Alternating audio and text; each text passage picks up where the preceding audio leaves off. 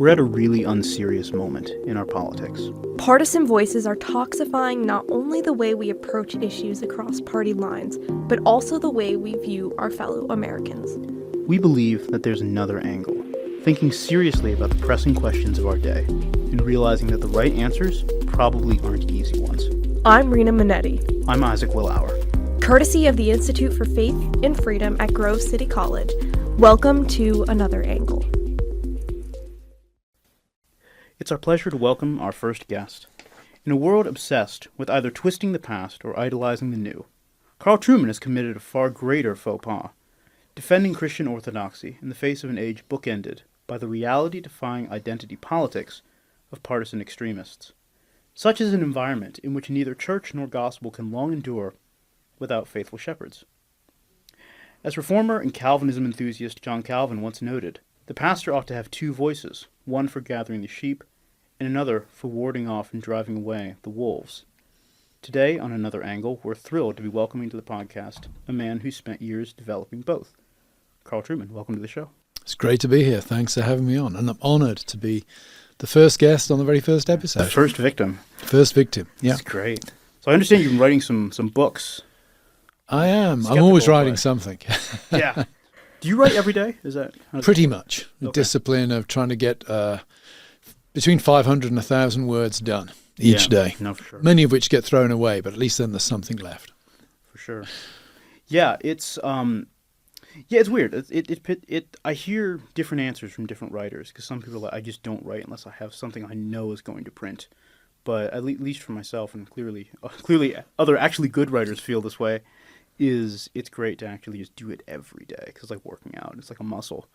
So I understand you're working on a new book, 2 new books, and as we discussed before taping this, probably about 2.5 new books. Tell us about your new books. Well, in January, I have a book called The Crisis of Confidence coming out. It's actually a second edition of a book I published about a decade ago entitled The Creedal Imperative, which was a plea for the use of creeds and confessions in modern evangelical Protestant churches. It's been lightly revised and expanded to take account of the kind of identity politics stuff that I've been writing on over the last 5 or 6 years. So that's coming out in January. Next November, I have a book entitled To Change All Worlds, Critical Theory from Marx to Marcuse, coming out. And that's really an attempt to introduce people to the early iterations of critical theory as found in members of what we call the Frankfurt School, Theodor Adorno, Max Horkheimer, who lay the real foundations for the later traditions of critical theory with which perhaps we're more familiar today, such as critical race theory or queer theory.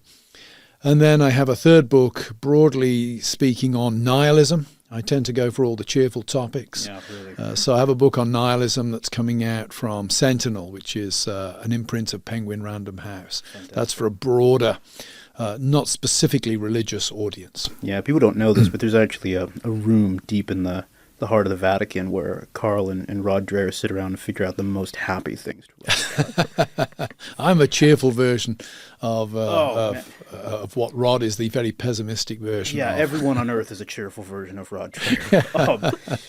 Okay, so Change All Worlds. We will note that is a much shorter title than The Rise and Triumph of the Modern Self, which is probably a good thing. And then do you have a title for the nihilism thing? Not as yet, but I'm playing around with something like the desecration of man or the consecration of man. The idea is going to be that it's a loss of the sense of sacred that has created the nihilistic ethos or ambiance of the world in which we now live.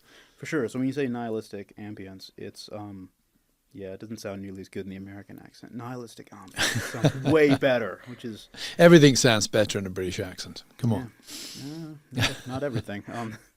We could have all kinds of discussions about the American Revolution. Like, America should be free. Does that sound better in a British accent? I am an American. In fact, I'm both. This is the thing. This is interesting. So you've just completely defected. No, I now have an American passport. But as I was saying why. to my beloved colleague Don Shepson this morning, the passport is one thing, and I do have 2 passports. The heart is quite another. And my socks, indeed, are another thing. You can notice that I'm wearing my Union Jack socks today in honor of this IFF podcast. Yeah. So for those of you fortunate enough to not be watching this, he's wearing Union Jack socks, which is great. I feel like I should be wearing Bengal famine socks or something, which are just really cheap white athletic socks. But okay, so you say nihilist. Speaking of the British Empire, let's talk about nihilistic ambiance.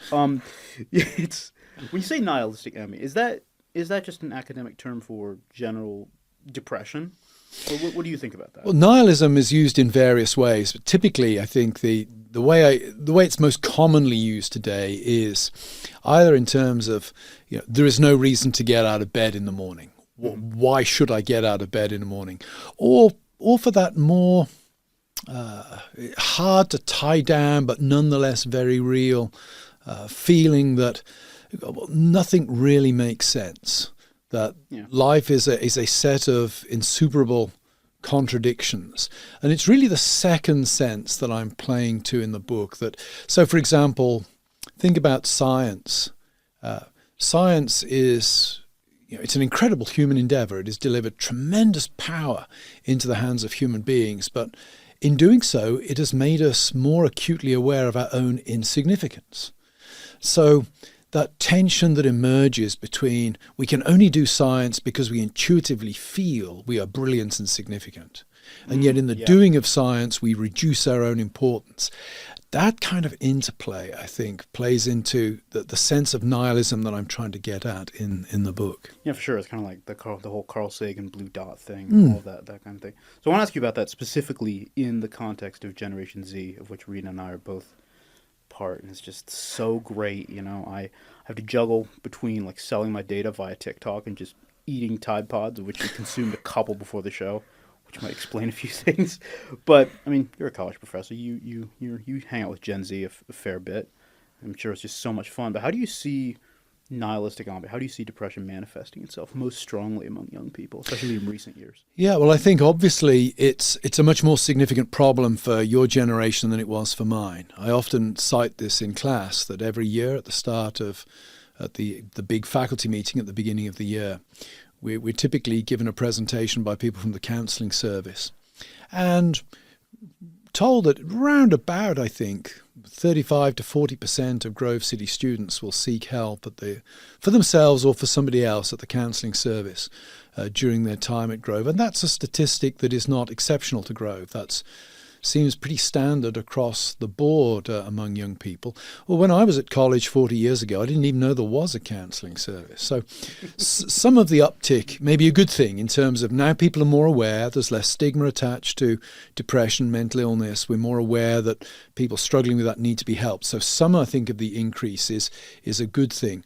On the other hand, I do think that it also represents increasing levels of anxiety and despair among young people for a variety of reasons, not least the fact that I think the system that delivered a better standard of living for my parents than their parents, and a better standard of living on the whole for my generation compared to our parents' generation, now is perceived to be failing by young people. Yeah. It's very hard to get on the housing ladder, for example.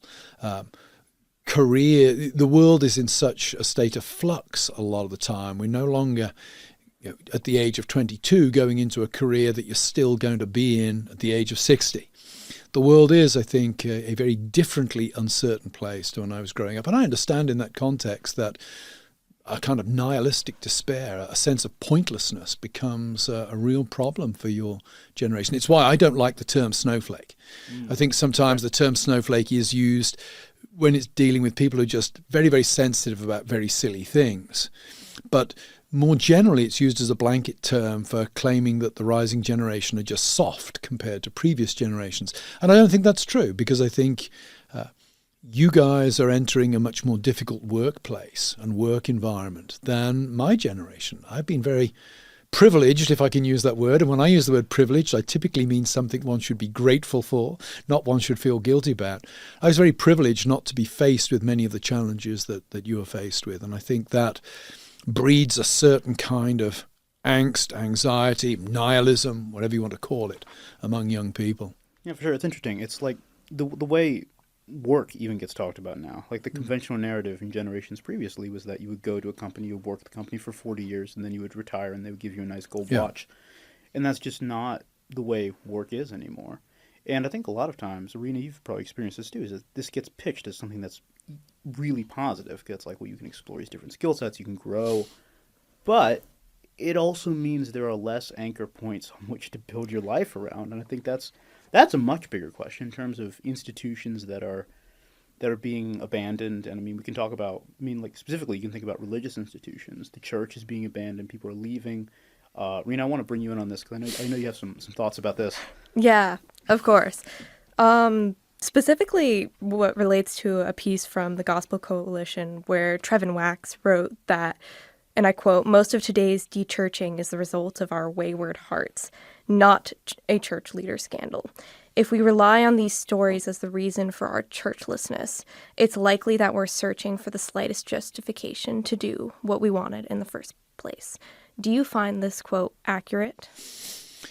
Yeah, it's an interesting quotation, and Trevin is a very astute commentator, particularly on the culture of the church, and I think he's certainly onto something there. It's difficult to generalize because, when we talk about people leaving churches, you're always talking about individuals, by and large, and it's difficult to say every individual leaves the church because X.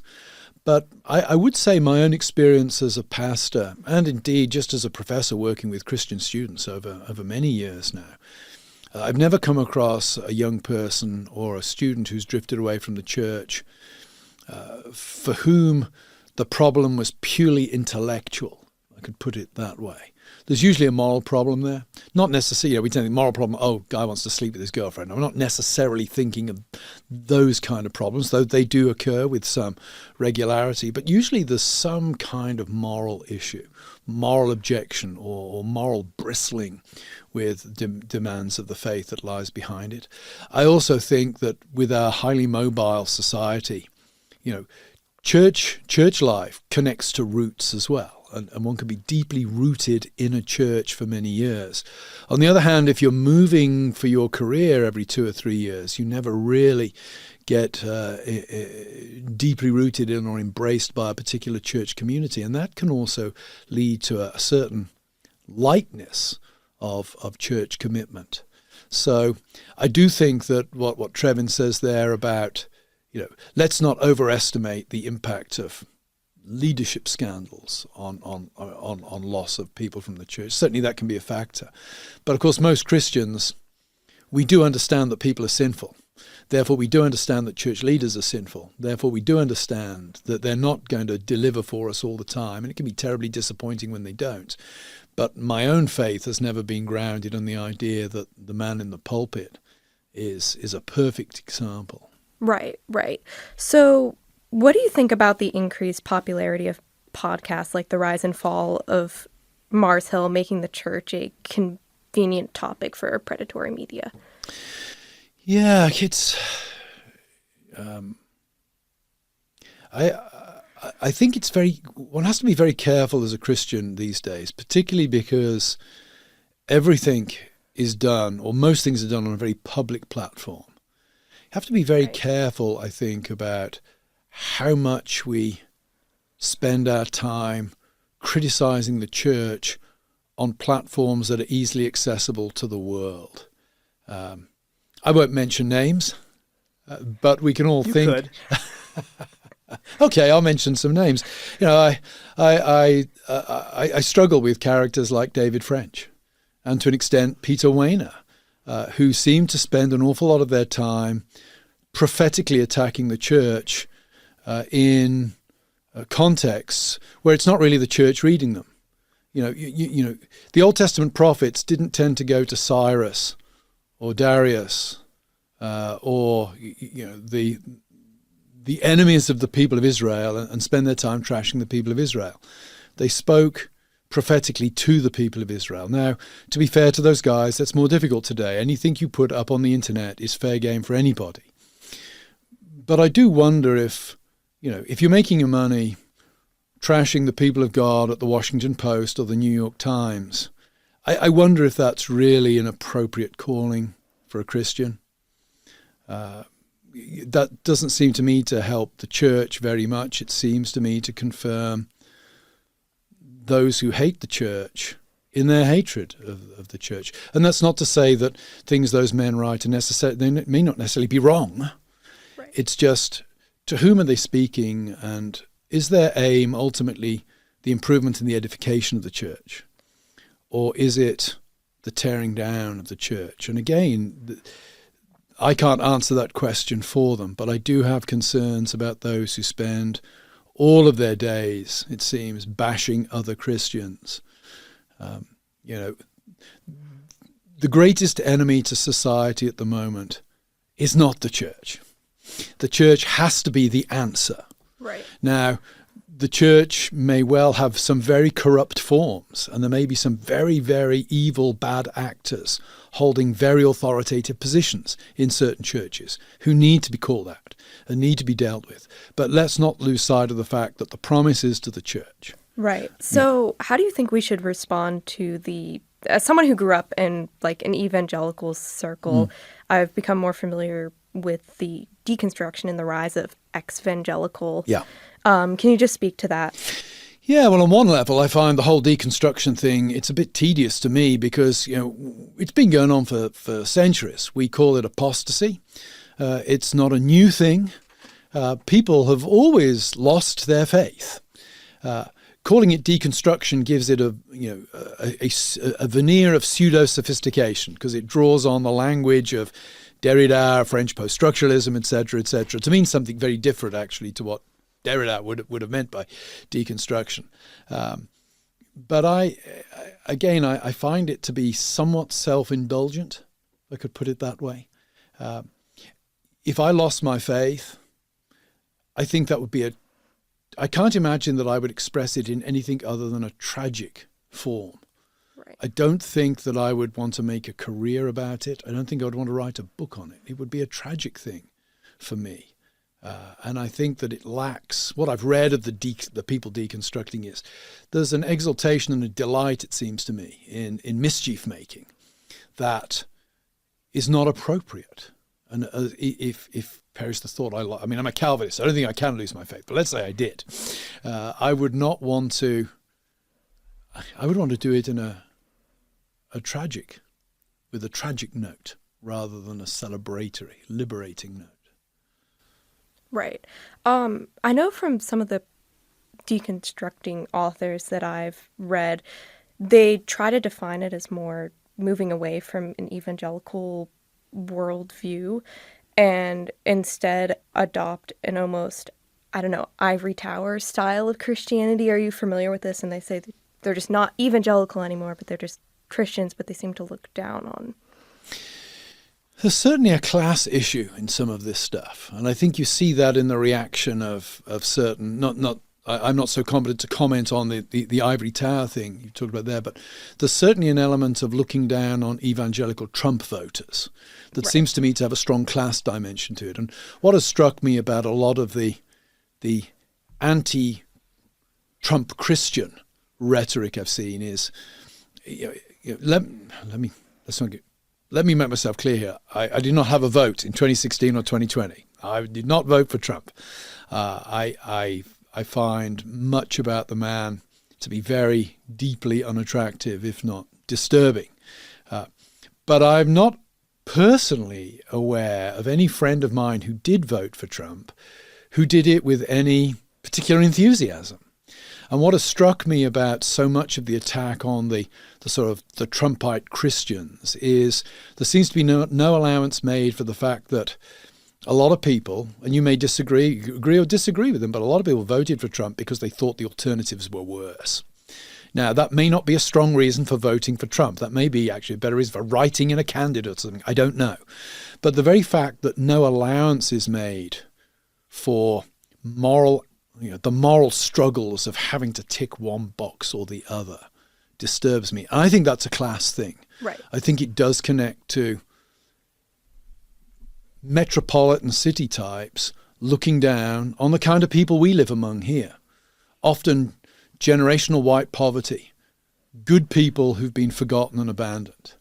And they are real and they do count as human beings. And I think their concerns need to be treated as more than just bigoted Christian nationalist racism or something, Absolutely. Which is generally the rhetoric one hears about such people. Yeah, that's so true. I mean, yeah, the comparative case is a real thing. Like, however we want to talk about the lesser of two evils, it's still a compelling argument. Yeah, And it's yeah. been a compelling argument for arguably every election cycle, but it has Yeah. been compelling in 2016, was compelling in 2020, and Yeah. despite what some of the gentlemen you just mentioned would Yeah. probably like to think. Particularly it if you live will in a be- swing state. Yes, You know, like here. living in Pennsylvania, I face this real dilemma Yeah. in 2024 because you I live in will DC, have a it vote. does not matter. Yeah. Or you live in, my friend Erica Bakioki, who says to me, it's great living in Massachusetts. I can vote for whoever your I want because it conscience. makes no difference. I'm from Connecticut, same yeah. thing. Yeah. Yeah. Pennsylvania, one vote could make all the difference. And that's going to be a real moral dilemma for a person like me. And it will be a compelling case in 24, in the Yeah. same way that it has Yeah. been. I want to actually shift gears completely in that annoying way that journalists do. I want to ask you about, yeah, I know, right? I want to ask you about this Matt Walsh documentary, What is a Woman? Oh, yeah, yeah. I will not be asking you what is a woman. You can watch the documentary to find Yeah. that out. That'd be great. But I want to go to a specific quote Yeah. talking about the trans issue, which I think, and I do honestly think this was maybe the most profound thing said in the documentary. This is a quote from you.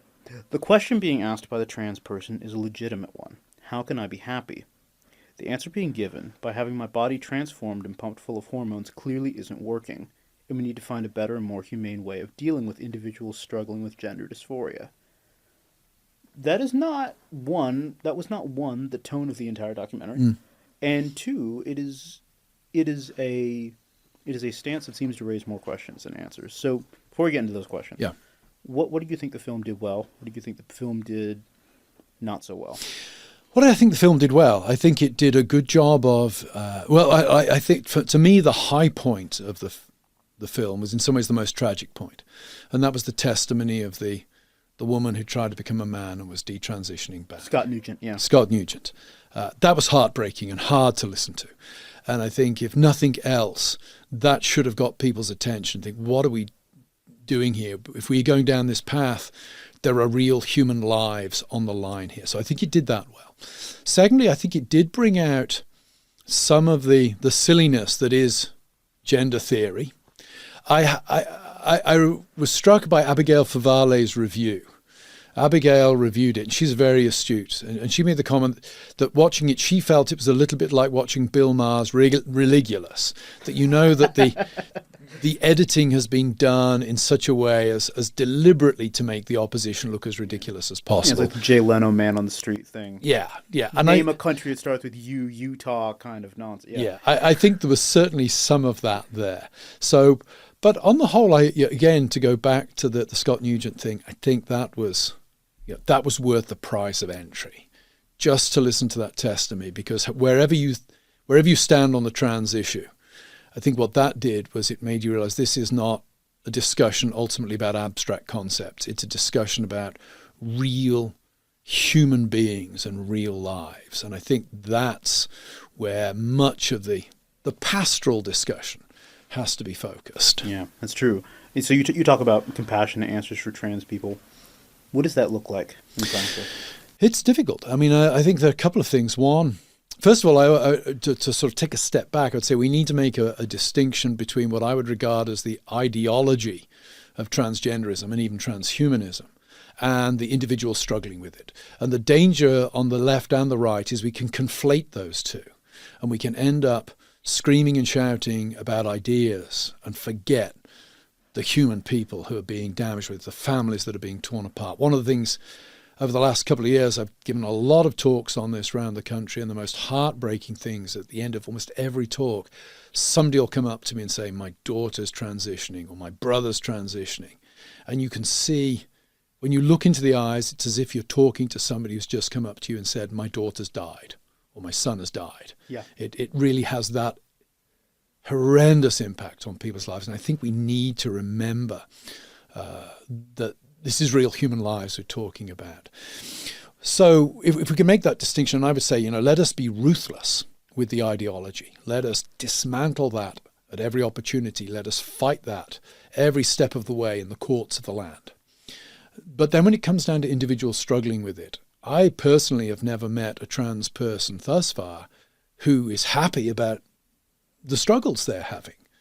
And that, I think, demands that we pay attention to them as human beings. So if you'd say to me, what would a pastoral strategy as such look like? Well, the first thing I would say, if a trans person walked into this room now and sat down, the first thing I'd want to do is listen to them. I'd have some questions. When did you start thinking this way? How does it manifest itself? But I would want to make it clear to them that I'm interested in them as a person. I'm not here first and foremost to shout them down as soon as they say something I disagree with. And then based on the answers to those questions, I would shape my pastoral strategy. And I do think that we make a mistake if we think that everybody struggles with gender dysphoria for the same reason.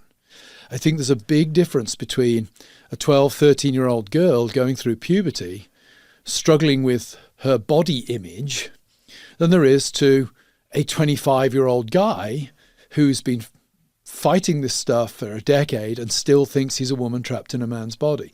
I think they're different conditions. Mm-hmm. I think the former is more analogous to bulimia or anorexia. It's as much a body image issue that has been refracted through the politics of our day.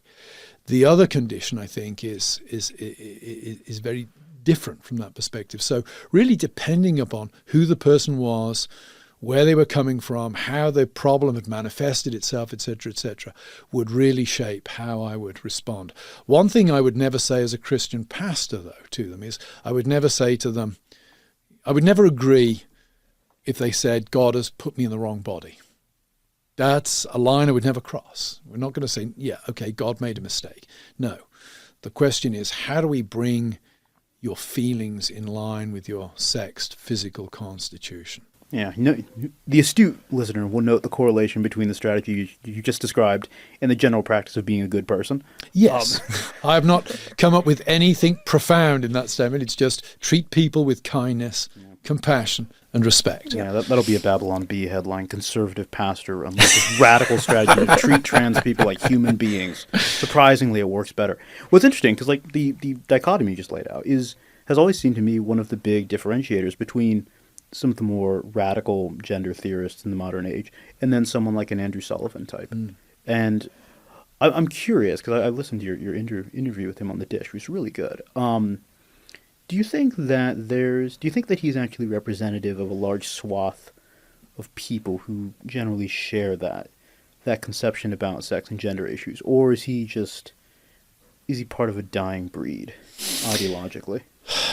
It's a tough one, because Andrew is gay, of course, and I on the one hand, I think the lesbian and gay community, I stand shoulder to shoulder with them in the sense that I believe the sex nature of the human body is important.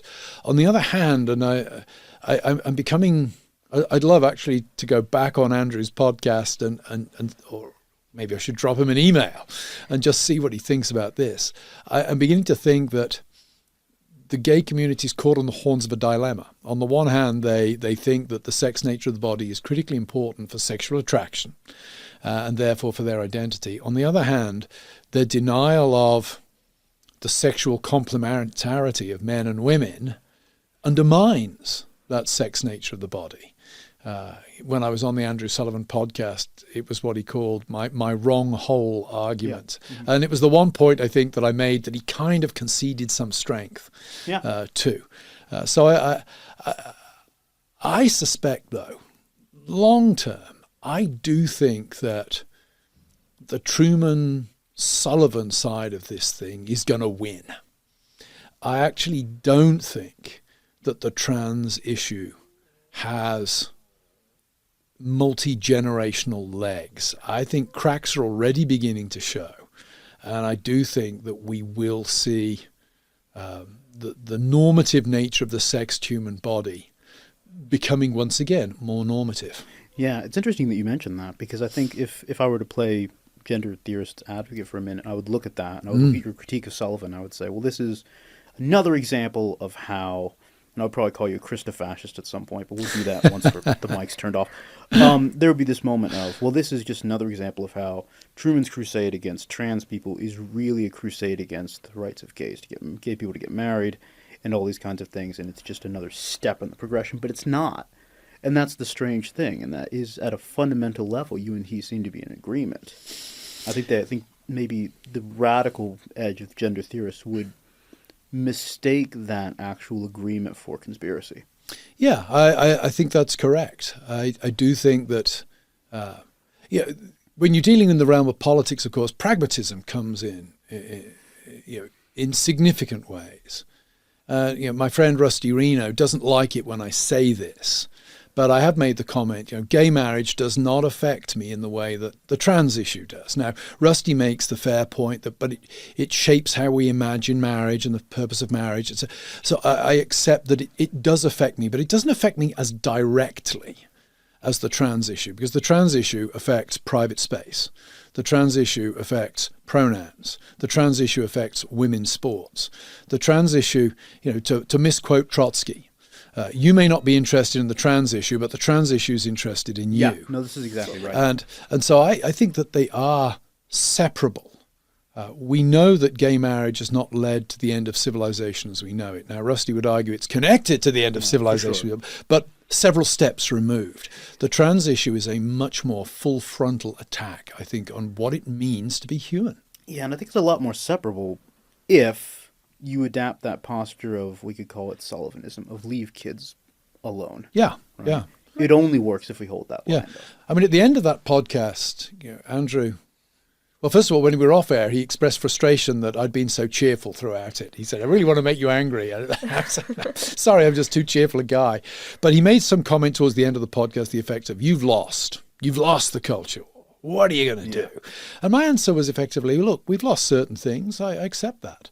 But there are other things. And I made the point that Andrew Sullivan and I have a vested interest in standing together on. We want the streets to be safe for people to walk down at night. We want children to be safe. They're all shielded from sexual ideology. Shielded from sexual ideology. There are all kinds of things that, using my Augustine sort of city of man, city of God, shared loves, that I can stand shoulder to shoulder with Andrew Sullivan on with a good conscience. And not just Andrew Sullivan. I mean, it's people like J.K. Rowling. Yeah. Who, I mean, the homeschoolers listening to this are just going to be Julie Bindell in out, Britain, the lesbian writer who's excellent on trans stuff, and even some trans writers. Yeah, I think about like Blair White and people like that. Yeah, there's a guy who presents as a woman who writes for The Spectator in the UK. His name's eluding me just for the moment, but we'll stick in the show notes. Yeah. It's Deborah. Oh, I wish I could remember the name. But essentially says, I'm not a woman. I'm a man who needs to present as a woman, and has been a great advocate for the right side of a lot of the cultural debates. Is this Deborah Ross that you're thinking of? No, not Deborah Ross. I just Googled Deborah Spectator, and that was the first thing that came up. Whatever. We'll figure it out. But, yeah, great.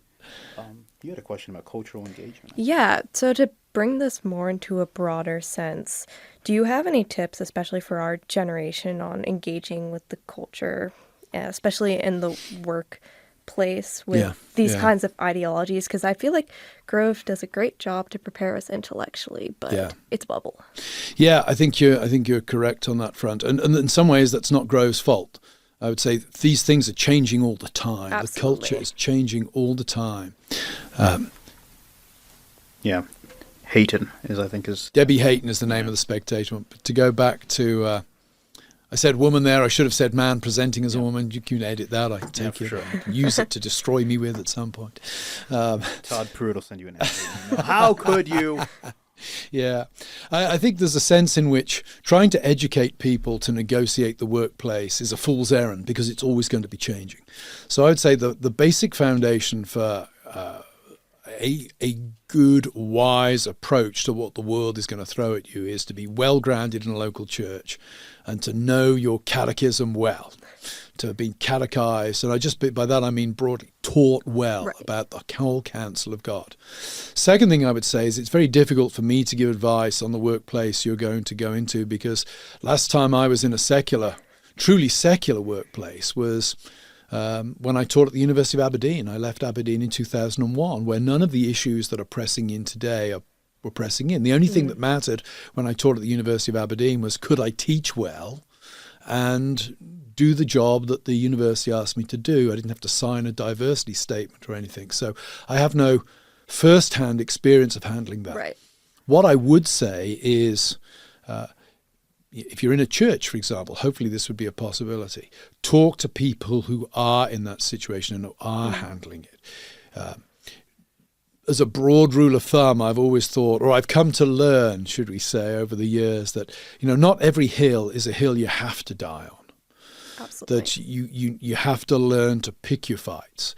I think it's helpful in all circumstances to pick your fight in advance. And what I mean by that is to decide, well, if my employer asks me to do this, that's okay. I'd rather not do it, but I can live with my conscience doing that.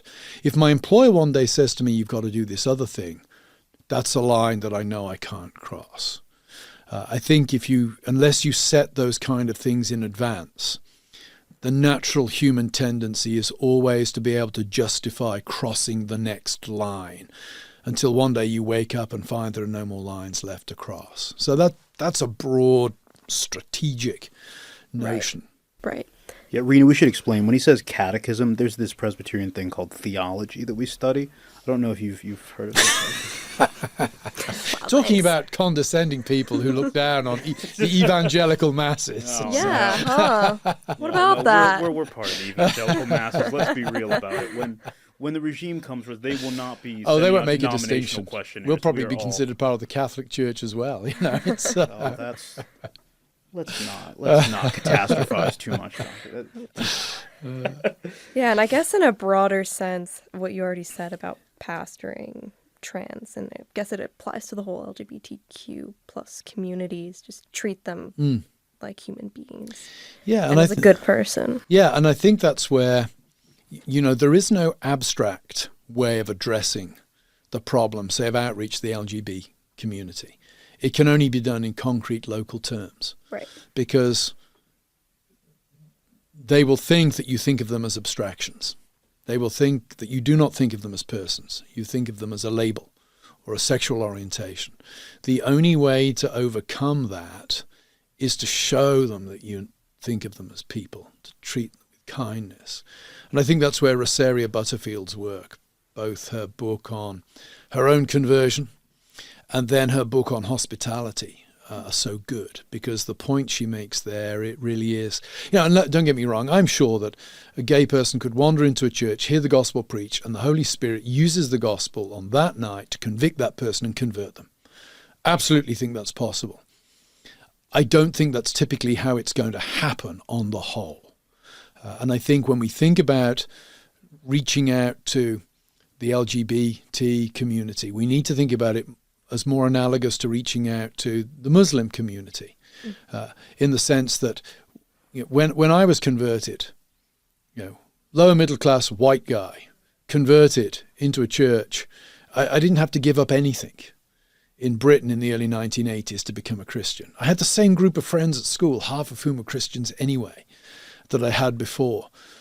If an LGBT person is converted, as when a Muslim is converted, they lose everything. They lose all of their social support, all of their community. And that's why, humanly speaking, it's that much harder. So the church really does have a major task on its hand to think about how it witnesses to such people beyond merely giving them a tract or getting them to come to church and hear the gospel. There has to be more to it than that. And that can look different in different contexts. That's going to look different in Manhattan to the way it does in Grove City, Western Pennsylvania. It'll look different in different places. That's true. It's like that James Baldwin quote, right? We can disagree unless your disagreement is rooted in a denial of my humanity. And right. That is our goal. We're not denying anybody's humanity. And that's why we need to be kind. We need to be genial. We need, when Andrew Sullivan calls me and says, will you come on my podcast? I know I'm in for a 90-minute beating, but I got to go in for a 90-minute beating because I want Andrew to know that I take him seriously as a human being. I like his writing. I respect him in many ways for various things that he said over the years, not least some of the things he said about the trans community. That's a really good note to end on. Thank you so much for being on the show. Oh, thanks for having me. It's been a real pleasure.